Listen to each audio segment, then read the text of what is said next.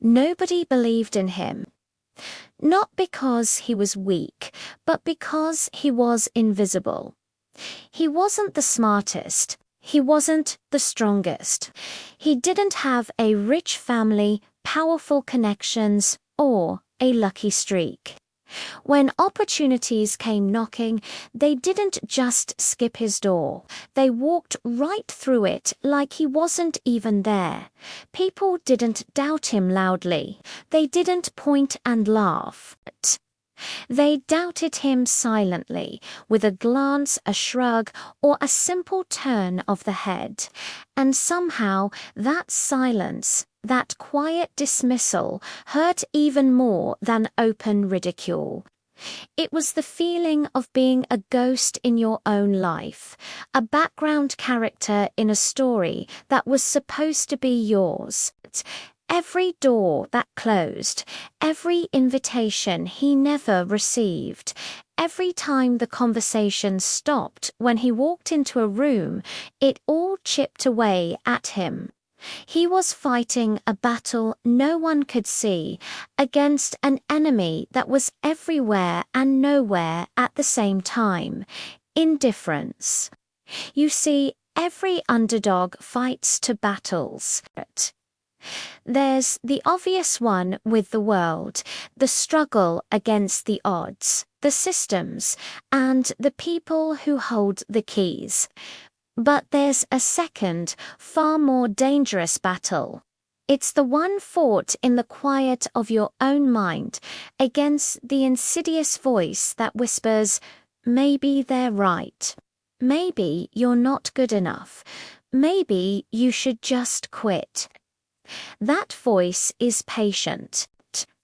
It waits for moments of weakness, for exhaustion, for failure. It feeds on your fears and magnifies your insecurities. And most people tragically lose right there. They surrender not to the world, but to the doubt they've allowed to take root inside them. They give up on the dream before they've even given themselves a fair chance to fight for it. The world didn't break them. They broke themselves. But one night, something inside him shifted. It wasn't a lightning strike or a grand revelation. His situation hadn't changed. His skills were the same. His bank account was still empty. What changed was a single, silent decision. He decided he was done. Done waiting for a sign. Done hoping for a handout. Done asking for permission from a world that had already proven it wouldn't give it. He stopped asking for permission to dream. He realized that his value wasn't determined by their validation. His potential wasn't limited by their perception. In that moment of quiet defiance, he took back his power. He stopped looking for a hero to save him and understood with crystal clarity that the hero he was waiting for was himself. And so the grind began. While others waited for a wave of motivation to carry them, he started building the unshakable foundation of discipline. He showed up when he didn't feel like it. He worked when he was tired. He pushed when it hurt. While others were obsessed with the fantasy of overnight success, he fell deeply in love with the process. With the simple, unglamorous act of putting in the effort, day in and day out. There was no applause. There was no audience cheering him on. Many days, there wasn't even a visible sign of progress.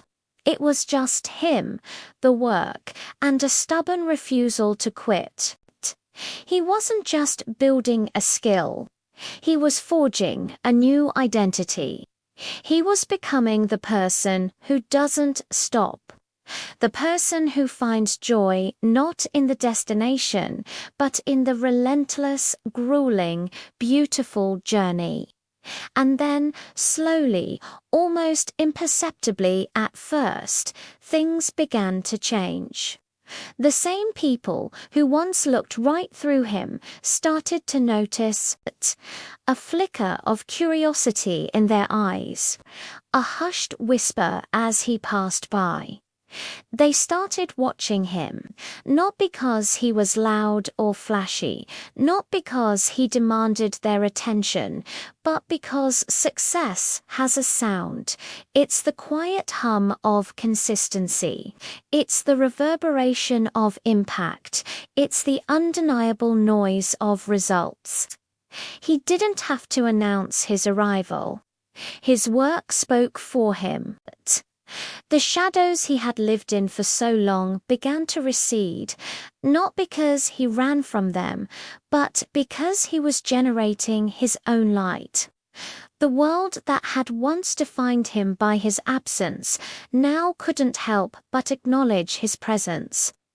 In the end, he didn't win because he was chosen. He didn't win because he was lucky or destined for greatness. He won because no one chose him, so he chose himself.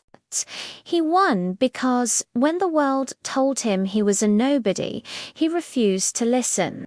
He picked up the tools no one would give him and started building his own throne, stone by painful stone. He is the proof that your beginning does not have to be your end. He is the evidence that the most powerful force in the universe is a human spirit that refuses to be broken. If you feel overlooked, if you feel underestimated, if you feel forgotten good, that is the perfect place to start.